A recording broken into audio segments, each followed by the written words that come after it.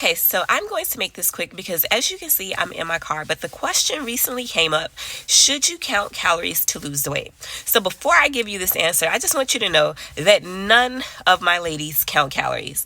Not any of my private clients, not any of the members of the clique, and not any of the students who have enrolled in any of my programs count calories. And I personally do not recommend that you count calories for 4 reasons. Okay, so reason number one is counting calories is deeply flawed. According to the FDA, calorie counts labeled on the nutrition facts can be off by as much as 20%. So yes, you might see something that says it's 100 calories, but technically it can be 119 calories and it's completely legal. And that's because there are multiple ways for food manufacturers to calculate calories. So they have to have a margin of error to account for each method. Not only that, but there's a recent study that has come out that shows that how many calories your body absorbs is going to be dependent upon your gut microbiome. So yes, depending upon your individual body will also determine how many calories do you actually absorb. So two people can eat the same thing and one person can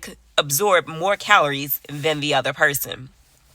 The second reason why I do not recommend that you count calories is because it's a short-term strategy. Yes, it can be helpful to learn how many calories are in a certain thing. However, when we look at it, right, we're all busy, we're working, we have kids, we have a spouse, we have all of these different goals. You're not going to want to stop and weigh out your food every time you eat it. You're not going to be at a restaurant and be like, I'm sorry, do you have a scale so I can weigh my food and then put it into this app to help me calculate my calories? You're not going to do that. So of course, anything that creates an additional hassle and hurdle for you, you're going to remove it when times get tough. The third reason why I don't recommend that you count calories is because it can be very, very stressful. And if you have a personality where you start to obsess over certain things, it's going to cause you more stress than anything. Personally, I found myself doing that when I tried to count calories. I would literally put something back because it had 10 calories more than the next thing. And I started to stress out over it. Not only that, but then I was eating the food that was less tasty because I was like, oh, I'm saving 10 calories. And I realized I just didn't want to spend the rest of my life like that. The fourth and final reason why I do not recommend that you count calories is because it's doing nothing more than masking the issue.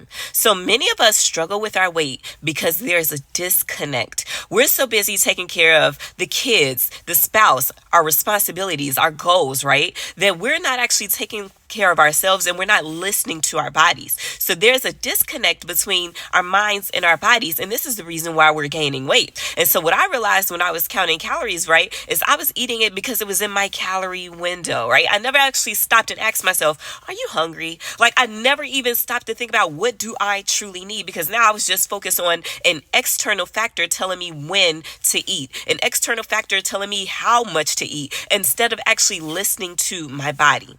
And so when I learned that one simple thing, it completely changed the game for me. I realized I didn't need to count calories or track macros. I didn't need somebody to tell me when to eat. I didn't need somebody to tell me how much to eat. I realized that I could do all of this on my own, and therefore I became more confident, not just in myself, but in my decisions and in my ability to lose the weight and keep the weight off. And this is exactly how I lost 88 pounds naturally, and I've been able to maintain the weight for years now. Even after getting pregnant and having my son a year and a half ago, I'm still able to maintain that 88-pound loss because I learned this one simple thing. So this is the exact reason why I teach you how to practice mindful eating. So this way you can get to the true root of what's causing you to gain weight, and this way you don't have to do any of those hard and complicated and miserable things to lose weight. You don't have to give up the foods that you enjoy. You don't have to do any type of fasting, detoxes, cleanses, wraps, pills, surgeries, none of that type of stuff.